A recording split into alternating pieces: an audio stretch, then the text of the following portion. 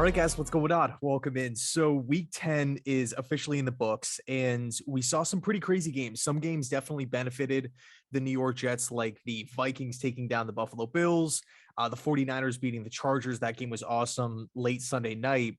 Unfortunately, though, we did see the Miami Dolphins just blow out the Cleveland Browns.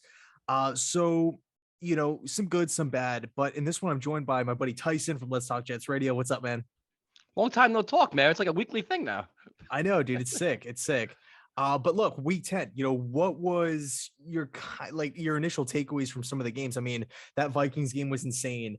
And looking at how the Buffalo Bills, granted, the defense is banged up. They were pretty much without the entire secondary, both starting corners, both starting safeties, Greg Rousseau on the D line, but it's like Buffalo has now dropped 2 straight games. Where do you stand on, the AFC East, how tight it is, and just your overall thoughts from week 10?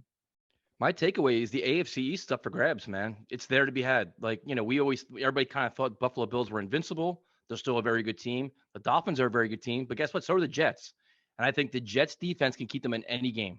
So I'm excited, man. Like the Jets kind of control their own destiny now. But I also think is the AFC games they play, they have to win because now you're talking about tiebreakers, conference record, division record. It's monumental. Like this Patriot game is huge. But dude, like if you're a Jet fan, you got to be excited right now because there's opportunities staring you in the face.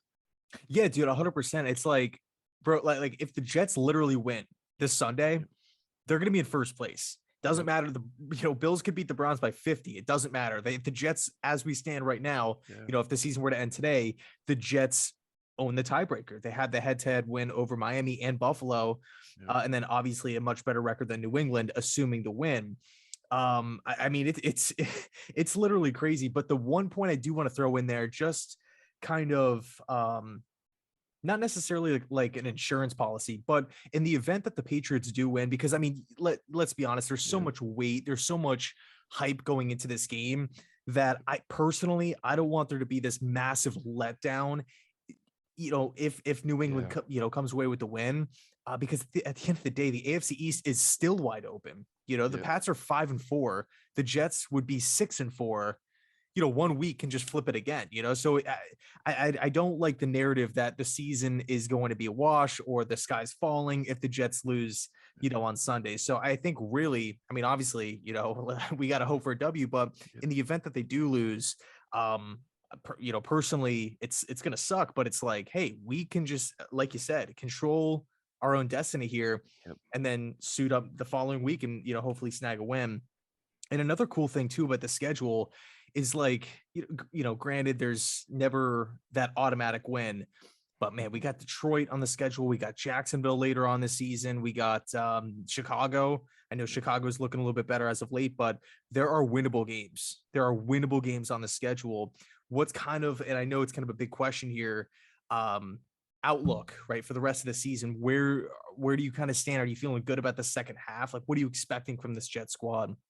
I think it's going to get really interesting because I think like that Vikings game could probably get flexed to be a Sunday night game. I think the Jets may see a primetime game based on how good they're playing and the New York market and everything else. But I don't kind of feel the same way everybody else does. I think these games are going to be tough, man. Seattle on New Year's is going to be tough. Minnesota's tough.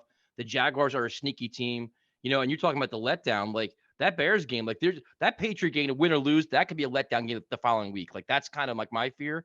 But I still think this is a 10-win team, man. I think that they've got to play sound, consistent, fundamental, just the fundamental football. Like they beat themselves against the Patriots. Like you can't have mistakes like that against good teams. But I think they should still win 10 games. Like I think realistic expectation is playoffs, man. Like that's where we should be at right now. But the schedule, I don't think is as easy as everybody's saying it is. I don't like discounting certain teams, and I truly believe that Dolphin game is going to mean something. The last game of the year, that could be for the division, that could be for a playoff spot, but it's definitely going to mean something. I'm sure you're going to be there too, but I think it's definitely going to mean something. Yeah, dude, it's absolutely nuts.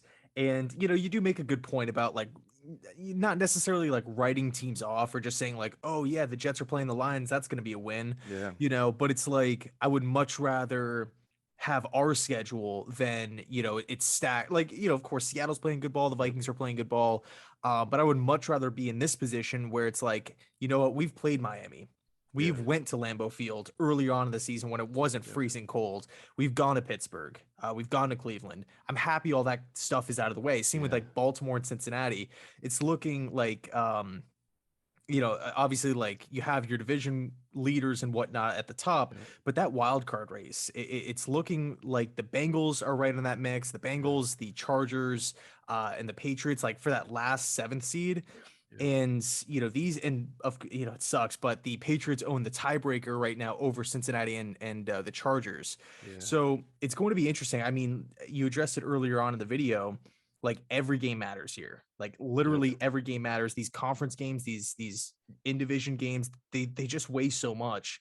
And like you said, that Dolphins game at the end of the season is going to be it's I mean, I feel like that could be like a sold out game, like tons of Jets fans just packing it in. I'm gonna really try to go to that game. It's gonna be so much fun. But yeah, it's crazy. I cannot believe we're actually sitting here talking about 10 wins, playoffs, winning the AFC East. Like this is actually a real thing. I mean, we're in mid-November talking about this. It's crazy.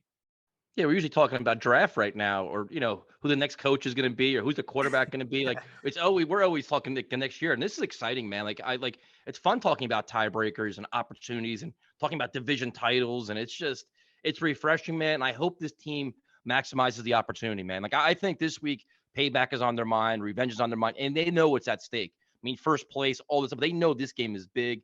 I think they're going to act accordingly. I'm actually glad this game is this week because coming off the bye, the Jets notoriously are kind of slow starters. They don't play well like this. It's always a dud. Like the Patriots have their attention, man. They know like this. I think you're going to see a focused team. I think they're going to be really prepared. Like I think there's kind of a benefit coming off the bye against a good team like the Patriots. So if you're, Saleh, LaFleur, Ulbrich, these guys, what are you kind of hoping for from this Jets squad in this Pats game? I know it's easy to say, oh, like let's just not throw picks like in the first matchup, but is there anything specific that you want to see from this Jets team for a win? Well, you got to figure that the Patriots are going to adjust. They had a bye week as well, so they're going to go back and look at the film. And Belichick's a master at this kind of stuff. But it was all three phases, man. The special teams can't make big mistakes.